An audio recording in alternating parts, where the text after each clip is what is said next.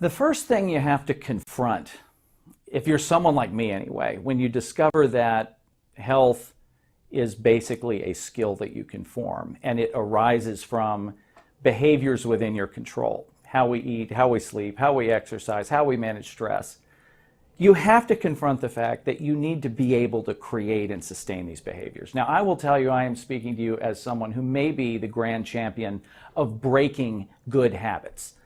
Any good habit, I can break it masterfully. I have a really hard time forming it. I have a really hard time sustaining it, and I can dismiss a good habit on a moment's notice. So, for me anyway, it's been a bit of a lifelong quest to go around looking for best practices and the ability to sort of shape my own behaviors and try and adhere to them.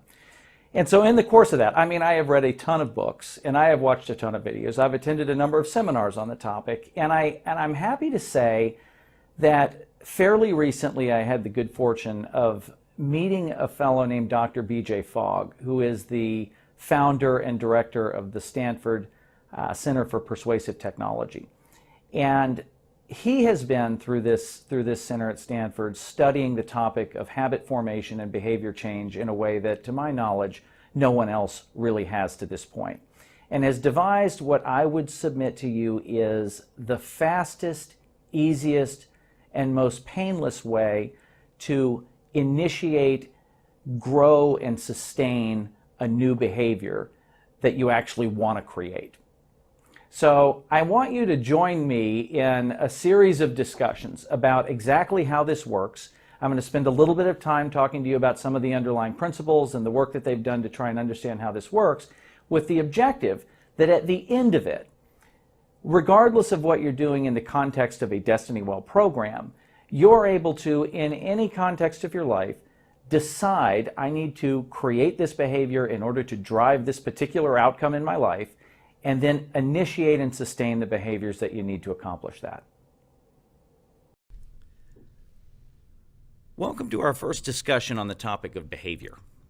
My name is Tom Blue. I'm one of the co-founders of DestinyWell, and am someone who has spent an awful lot of time, just for my own personal reasons and life applications, in thinking about this topic of how to align our behaviors with what it is that we aspire to accomplish in the way of health, and have an enormous appreciation for sort of the depth and complexity of that subject matter. And for myself, and before we really dive into the tactical approach, I have found that it's really critical to reflect on the role of our behaviors in the creation or destruction of our health in the context of what I think of as a new story of health itself. So I've chosen this image, and I really enjoy using this kind of metaphor or analogy to discussing this particular topic, where you've got Neo, the main character in the movie The Matrix, about to swallow the red pill, as a consequence of which he will forevermore sort of perceive the world around him differently and as it actually is. And in a very real way, I think that we're at a juncture where that same swallowing of the red pill is something that we're all going to end up doing as people that are stewards of our own health. And our perception of where health comes from and what it means to be a steward of our own health is forever going to change. And hopefully what you learn here at DestinyWell and the resources that we provide you will provide a platform and a springboard for you to accomplish just that. So as we embark on this, I think that the topic of the story of health is one that we have to get kind of consensus on and alignment on, and I'm going to propose this one to you. I would submit that one of the great challenges with engaging people in the management of their own health, and one of the reasons that we hear people in the healthcare system and within employer and employer wellness programs say over and over, sort of remark about and marvel at kind of the disengagement of the population with the management and responsible stewardship of their own health, has everything to do with our own sort of perspective on the level of control that we ourselves really have over our health.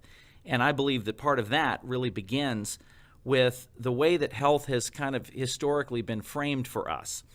And in my view, kind of over the last certainly generation or so, everything related to health has occurred kind of in the context or against the horizon of death. So I'm going along through my life, I get sick, getting closer to death. I go to the doctor or I go into the healthcare system in the hope that the healthcare system will move me further away from death. And so everything is framed against what's wrong with us, the risks of death, and then extending our lifespan or the likelihood that we will avoid death. And it turns out that we're just not wired up very well to, over the long term, exert ourselves in changing behavior to avoid risks that haven't happened to us yet. We're just not wired to think that way. I think as probably the only creature roaming the earth with the ability to contemplate the future, from an evolutionary biology standpoint, we've had to be given the gift of rationalization and dismissal of risks as they apply to us. If we didn't have that ability to do that, we probably would be stuck in our cave, unable to go outside because it's just too dangerous to do things.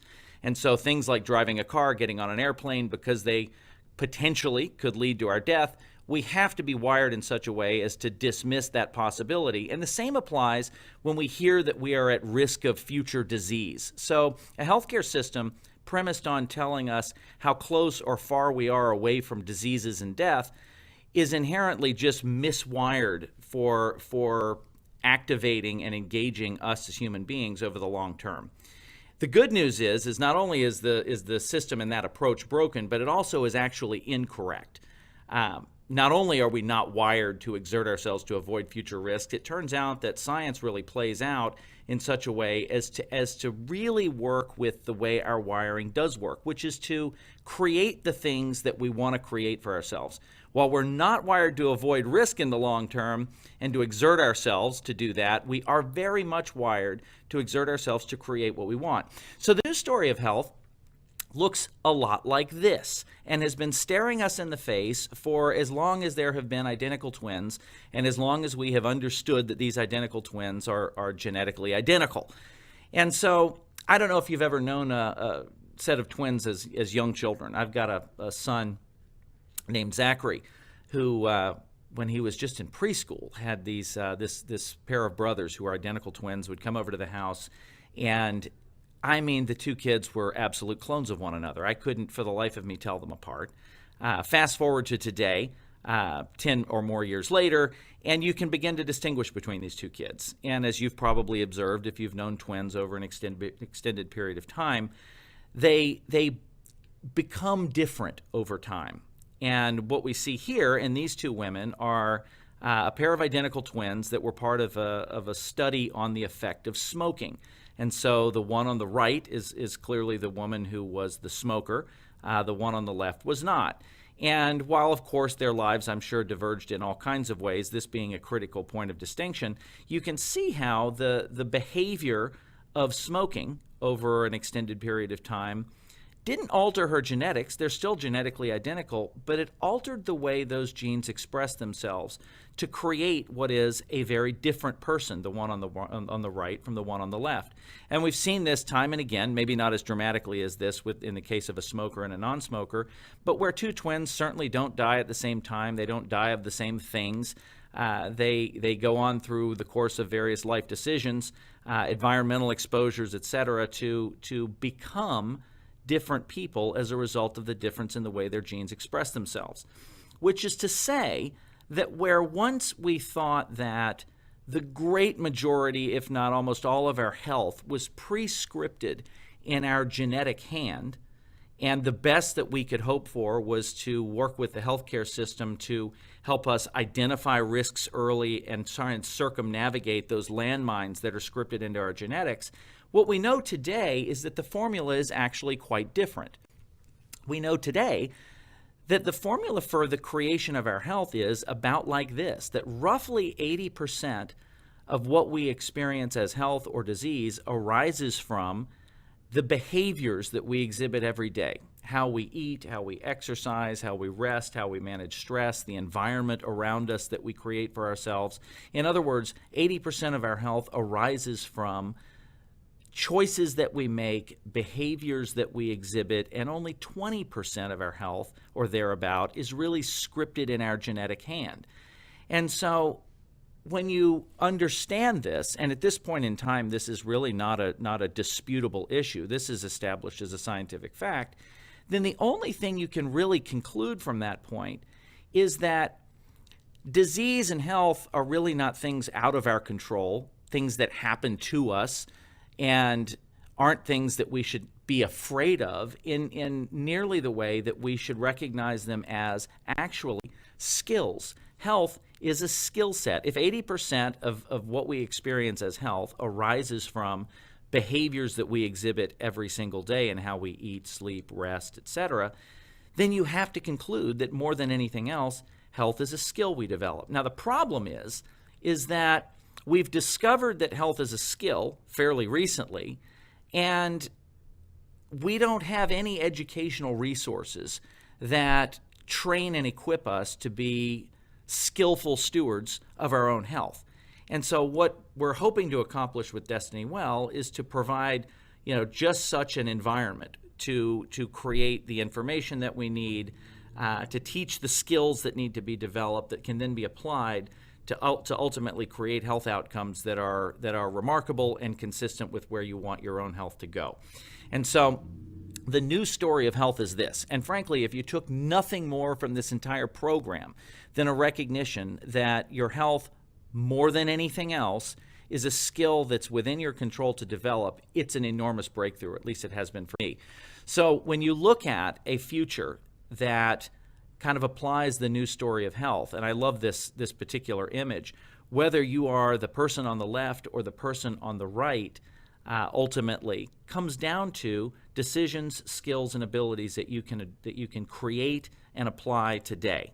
So this program on behavior is very much about just this, giving you the information that you need through the solution kit and giving you then the ability to adjust your behaviors and adjust your lifestyle to align with the health objective that you're trying to create for yourself. So in our next module, we're actually going to dig into the methodology for how to do this. But the first step is critical, which is understanding this new story of health and how it's not just fun to talk about, but really firmly rooted in science.